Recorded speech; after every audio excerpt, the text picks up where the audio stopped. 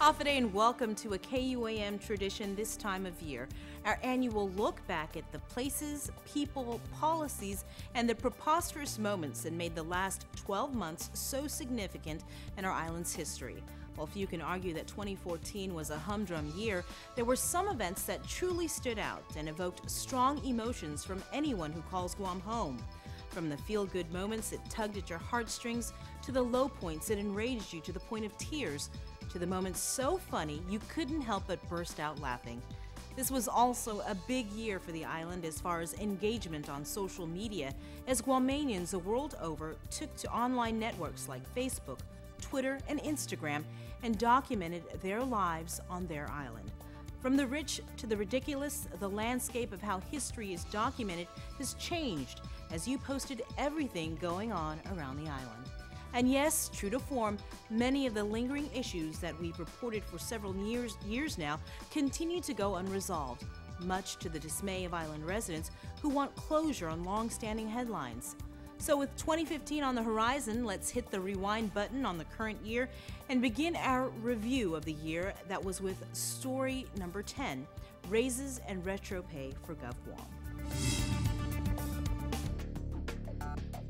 Thousands of GovGuam employees cashed in this year with the implementation of pay raises, and by the end of 2014, so did the island's elected leaders and political appointees.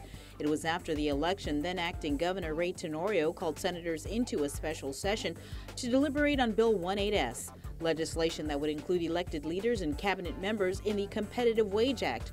The bill was passed and signed within days. I think it's important that we have clarity and also some parity across the board when it comes to compensation.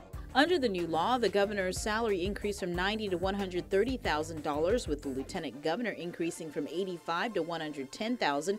Senators would see their salary jump from $65,000 to $85,000.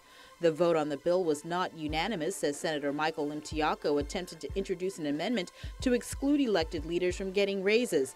That failed. Also failing was an attempt from Senator Michael San Nicolas, who had introduced Bill 435 to rescind the raises in retro. He also believed the original bill, 18S, should have had a public hearing. It didn't feel right at all. If this was something that we really believed in, we should have been upfront with the people about it going into the election and not doing it immediately after. Although Senator San Nicolas's bill would fail, Senator Frank Ucken Jr. introduced Bill 436. His bill would repeal the raises for senators only. We have to listen to our own people, and that's why we're here. That's one of the reasons why we were elected in this capacity, and I certainly hope that during the course of the public hearing that our people will render their concerns and their issues and understand exactly what the measure will do, and then we'll proceed and hopefully act on it. A public hearing was scheduled for the bill on December 29th. Retro checks for elected leaders and political appointees in the meantime were paid out before Christmas. Senators Brant McCready and Senator Mike San Nicolas, however, donated theirs to projects and programs to help the community. The military buildup saw major movement in 2014 and will bring major changes to Guam in the years ahead. In April, the draft Supplemental Environmental Impact Statement was issued for the public to review and comment on. In May, town meetings were held. I'm here to learn more about what's planned for our islands. This is essentially a make or break time. One of the big changes in the SEIS was the new preferred alternative for a live fire training range at Northwest Field at Anderson Air Force Base. The news set off a whirlwind of concern from local activists and surrounding original landowners like at Retropay. Congresswoman Madeline Verdallo would include an amendment in the National Defense Authorization Act to implement a surface danger zone at the U.S. Fish and Wildlife Refuge at Retropay when the proposed firing range is in operation. Now, this recent proposal uses military and federal lands on Northwest Field, but is directly aimed over the Retropay area and the wildlife refuge. I understand it is set back from the cliffside, but it still does not make sense to be shooting in the proximity of a site that has been deemed an area with endangered species, a turtle nesting site, and whatever other natural species the U.S. Fish and Wildlife is supposedly trying to protect. Verdallo said the inclusion of the SDZ provision was a necessity. Would you say, will the buildup still move forward without including H.R. 4402 into the It'll be delayed. It'll be delayed, and then there may be a very good chance of it being canceled completely and maybe going elsewhere, which would be very unfortunate. This is kind of necessary. That's right. In December, the Retidian provision would officially be included in the NDAA. Also included was the authority to begin using Government of Japan funds and U.S. military construction money to support the Marines' realignments from Okinawa to Guam.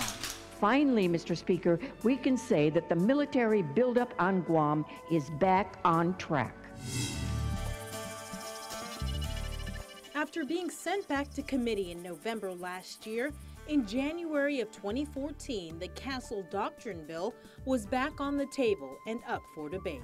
I think it's our responsibility, it's our fundamental responsibility to draft and pass a piece of legislation such as this one. Why do we want to embolden people to use deadly force? What it does is that this bill turns around and it protects the victim from being victimized again in a court. 27 states have some form of castle doctrine, which is based on the belief that your home is your castle. The bill protects residents from being prosecuted for protecting themselves from intruders who threaten their safety in their homes, cars, or place of business. On Saturday, February 1st, by majority vote of your senators, the Castle Doctrine passed. National Rifle Association instructor Darren Alvarez. I do think this will definitely help to deter crime. For criminals to understand the fact that if they break into a house, the preponderance of guilt is on them now, and if someone who lives there is defending themselves, the fault will automatically go toward the criminal when they look at it.